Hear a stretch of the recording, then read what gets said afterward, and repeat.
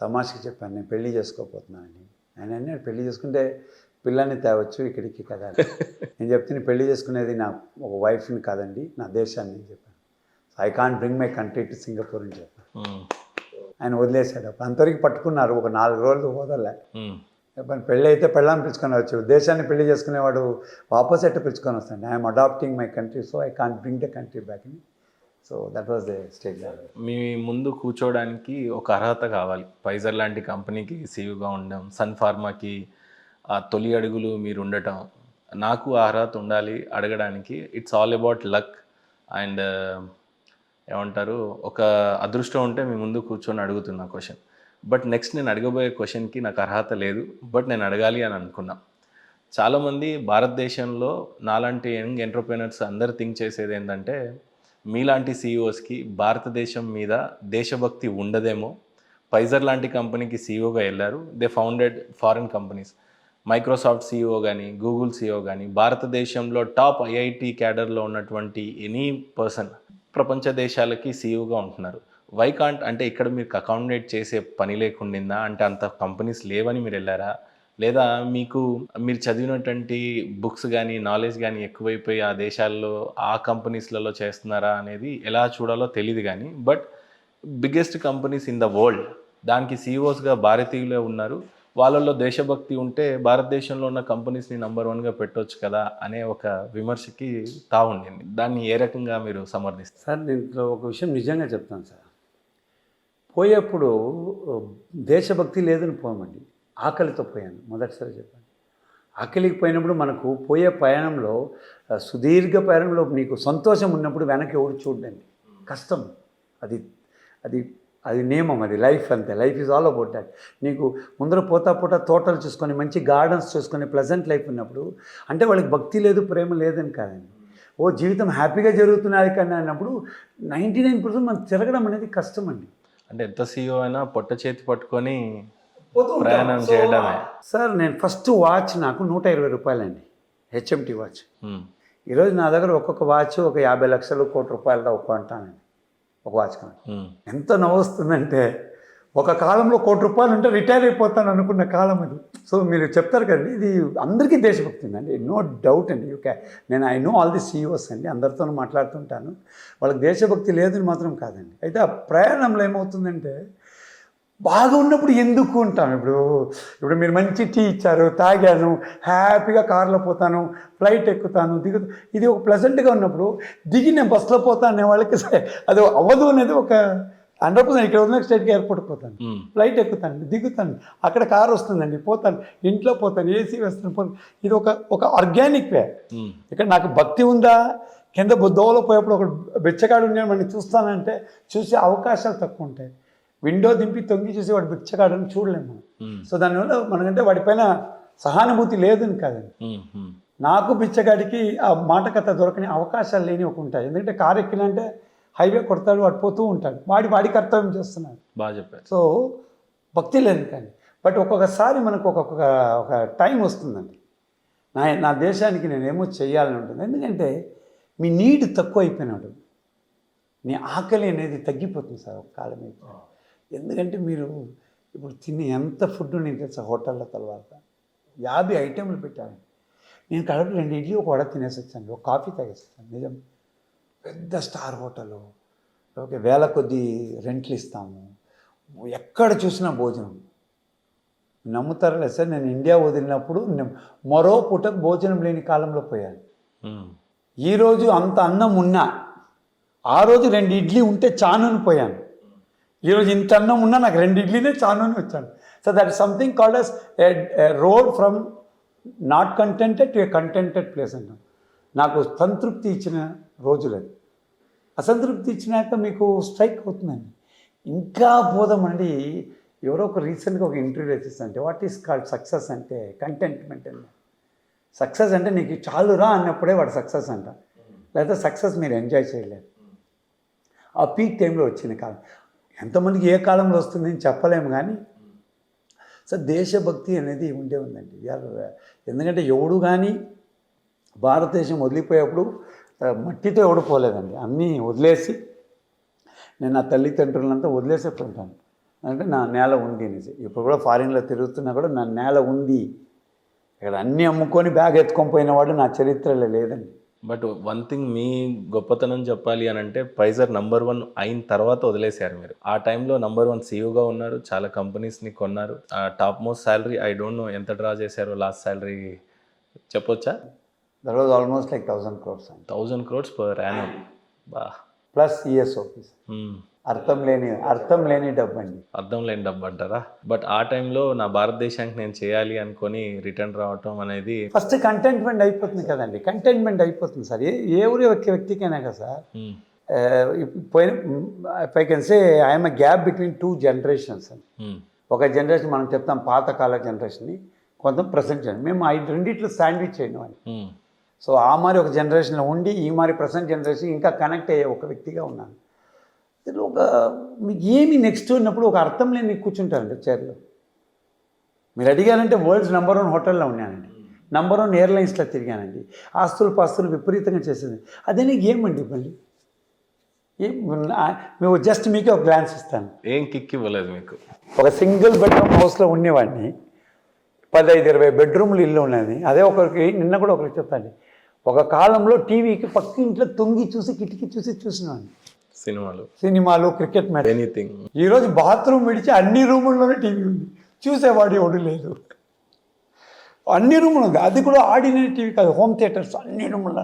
మా ఇంట్లో first praised position అంటే ఒక టీవీ విత్ డోర్. అది తెచ్చినప్పుడు ఇంట్లో 5 మంది కూర్చొని టెంకాయ కొట్టి పూజ చేసి ఒక ఫుల్ లెంత్ పిక్చర్ చూసి ఆ న్యూస్ వచ్చినప్పుడు పరిగెత్తిపోయి ఆన్ చేసినట్టు రోజుని. ఈరోజు 2 నిమిషాలు టీవీ ఉంది కదా అని చూస్తున్నాం, చూడాలని లేదు.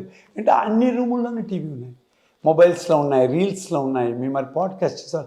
But ultimately end of the day మీకు ఏం చేస్తున్నామంటే ఒక క్వశ్చన్గానే మిగిలిపోయిందండి.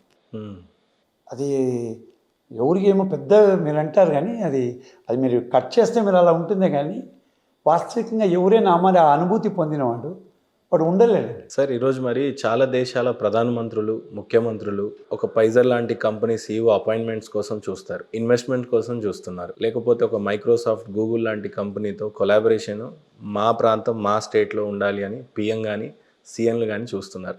మీ రోజుల్లో ఫైజర్ సీఈఓగా మీరున్నప్పుడు హూ అప్రోచ్డ్ యూ? ఏ రకంగా ఉండింది అప్పుడు యాక్చువల్లీ చెప్పాలంటే లీడర్స్ కూడా లేదండి. అమ్మని అప్రోచ్ చేసేవాళ్ళు లేదు, మేము అప్రోచ్ చేస్తామండి. ఇంత ఎక్స్పాన్షన్ చేసేకి, ఇంత కృషి పడేకి మేము పరిగెత్తాల్సి వచ్చాయి. అంటే అంత లాంగ్ విజన్ ఉండాలి స్టేట్ లీడర్స్కి కూడా. ఇప్పుడు ఉన్నారు, అప్పుడు లేదు, ఎవడు వచ్చేవాడు కాదు. ఎలా చేస్తానంటే నువ్వు పెద్దవాడు అంటే నువ్వు పెద్దవాడు, నేను చిన్నవాడు అంటే చిన్నవాడు, ఆ గ్యాప్ క్లియర్గా ఉండే. ఇప్పుడు లేదండి. ఇప్పుడు మనం there is a race for being number 1. మీరు రేస్ చేస్తున్నారు నంబర్ 1కి, నేను రేస్ చేస్తున్నాను. దీంట్లో ఎవరు రాంగ్ కాదండి.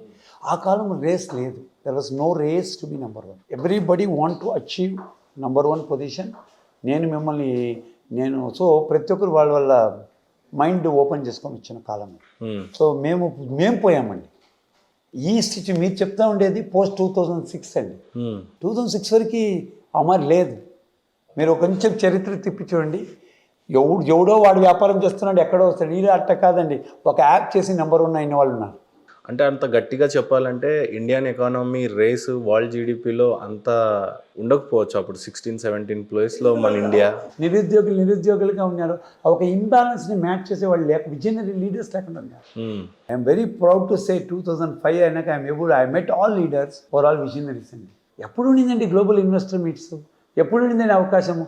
సార్ మీకు ఒక గజం స్థలం ఇస్తాను, మీకు వ్యాపారం చేయండి అనేవాడు ఎవడున్నాండి?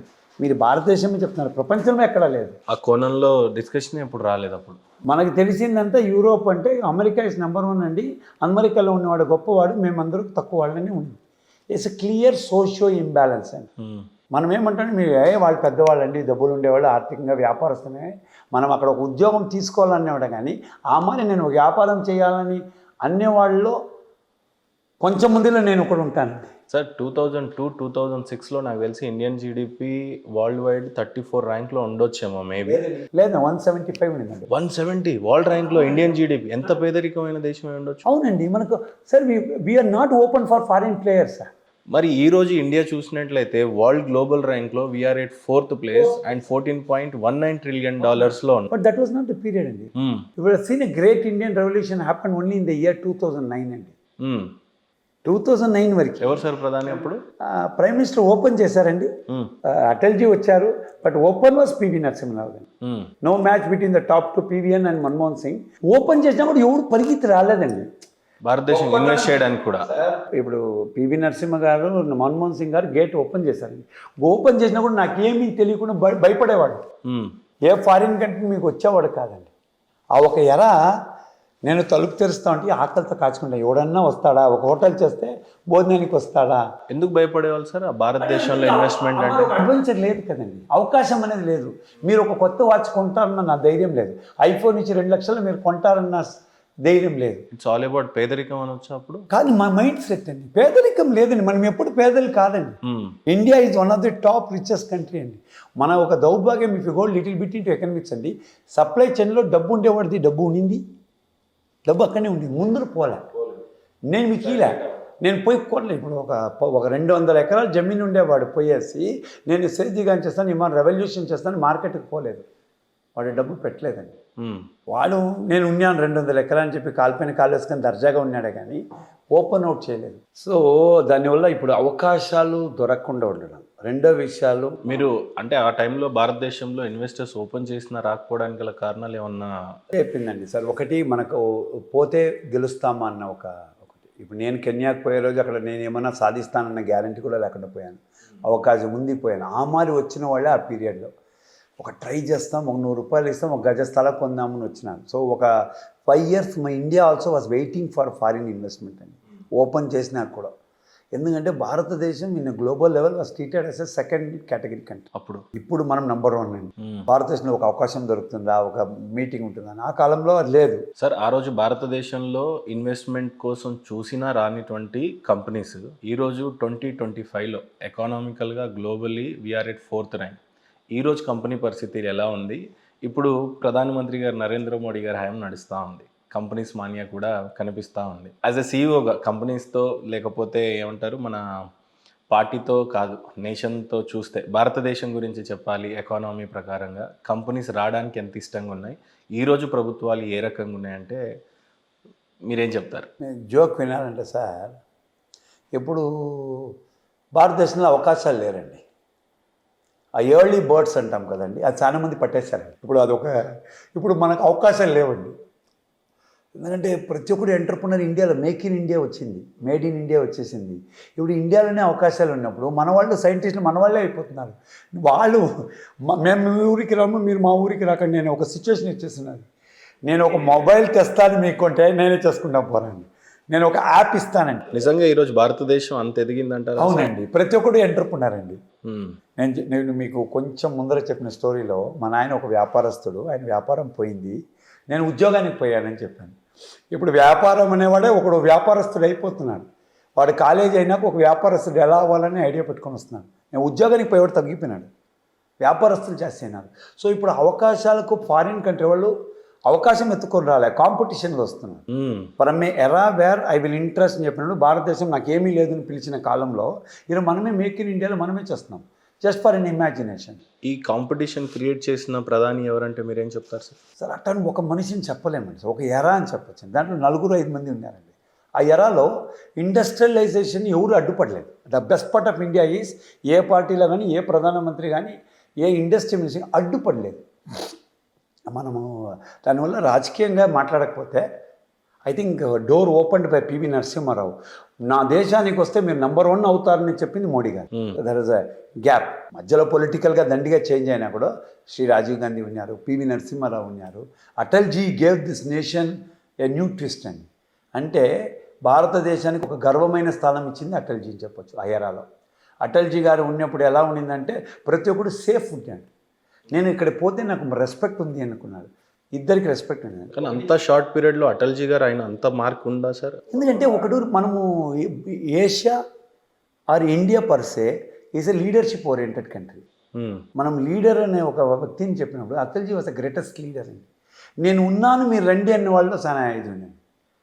ఇప్పుడు మీరు కంట్రీలో ప్రైమ్ మినిస్టర్ అండి, ఒక స్టేట్లో సీఎంస్ అలా అయిపోయినాయండి. చంద్రబాబు నాయుడు గారు అవ్వచ్చు, కర్ణాటకలో ఎస్ఎం కృష్ణ గారు వచ్చండి, నేను ఉన్నాను రండి అన్నాడు. రాజకీయాలు ఉన్నాయండి, రాజకీయ వ్యతిరేకత, ఆ కొట్లాట్లు తీసిన don't club political, socio economic and industrialization are 4 different subjects. Industrialization always grew post 2004 2004 అయినాక ఇండస్ట్రియలైజేషన్ ఇండియాని ఊపేసిందండి. దాంట్లో ప్రతి ఒక్కడు అవకాశం ఇచ్చారు. ఎవడో ఒకటి ఇద్దరు వైయక్తికంగా వ్యక్తిత్వానికి వ్యతిరేకత ఉండిందే కానీ వ్యాపారానికి వ్యతిరేకత ఏ సీఎం లేదు, ఏ కంట్రీ లేదు, ఏ పార్టీనూ లేదు. ఆ రోజు ఎవరు ఉన్నాడు? ఇప్పుడు వరల్డ్ కప్ గెలిచినప్పుడు ఎవడు క్యాప్టెన్ ఉంటాడు వాడు తీసుకొచ్చా, కానీ ఆ టీం బిల్డ్ చేసిన వాళ్ళు ఉండింది. పివి నరసింహ గారు ఒక పాలసీ చేంజ్ చేశారు. ప్రణబ్ ముఖర్జీ గారు ఉన్నారు, అదైనా ఉండండి. ప్రతి ఒక్క సీఎం కనిపించింది ఓపెన్. ఇక్కడ వైఎస్ఆర్ కాంగ్రెస్ పార్టీలో వైఎస్ రాజశేఖర రెడ్డి గారు ఉన్నారు. సో ఎవ్రీబడి ఓపెన్ అండి. మీరు యూఆర్ ఏ పొలిటికల్, మీరు పొలిటికల్ పీపుల్ని చూస్తారు, వ్యాపారస్థ. ఇప్పుడు నేను ఒక బిజినెస్ మ్యాన్గా మాట్లాడాలంటే వాడు ఓపెన్ చేశాడండి. ఈయనే ఓపెన్ చేశాడని కాదు, ఈయన ఓపెన్ చేశాడు, నేను ఇంకా కొంచెం పెద్దగా గేట్ ఓపెన్ చేస్తాను వాడు ఆ కాంపిటీషన్ వచ్చిన కాలం. ఈరోజు ఇది ఉంది ఇండియాలో. ఒక స్టేట్ నుంచి ఆ స్టేట్కి పోతే ఇంత డోర్ ఓపెన్ చేస్తాంటే నేను ఇంకొక 10 అడుగులు దండిగా ఓపెన్ చేస్తాను. ఒక కాంపిటేటివ్ ఎలా వచ్చింది. దీంట్లో మ్యాక్సిమం లబ్ధి పొందింది భారతీయుడే. ఒక ఫారిన్ కంపెనీ భారతదేశం ఇన్వెస్ట్ చేసినప్పుడు ఎంప్లాయ్మెంట్ పెద్దగా అయిందండి. కాంట్రిబ్యూషన్ టు జీడిపి డెఫినెట్లీగా ఉంది, కంట్రీలో పెరిగిందండి. మోడీకి వచ్చినప్పుడు ఒక చేంజ్ అయిందండి. Make in India, made in India అని వచ్చినప్పుడు ఏమైందంటే అండి, మనం ఫారిన్ కంట్రీస్లో పెద్ద పన్నా కట్టారండి. ఎట్లా మనం ఈస్ట్ ఇండియా కంపెనీ ఇండియాకి వచ్చినప్పుడు వాడు మన దగ్గర పన్నా ఇప్పించుకున్నాడో, any big companies can they paid huge taxation to the country. Make in ఇండియాకి. ఎందుకంటే మా దేశంలో చేసేవాడు ఒక ఫారిన్ కంట్రీ, అప్పుడే ఎంఎస్ఎంఈని వచ్చింది ఒక కాన్సెప్ట్. ఒక ఫారిన్ కంపెనీ వస్తే, ఒక భారతీయుడు వస్తే ఫస్ట్ పీట వేసింది భారతీయుడికి. సో దాని ఘనత శ్రీ నరేంద్ర భాయ్ మోడీకి పోతుంది, నో డౌట్ ఆన్ దట్.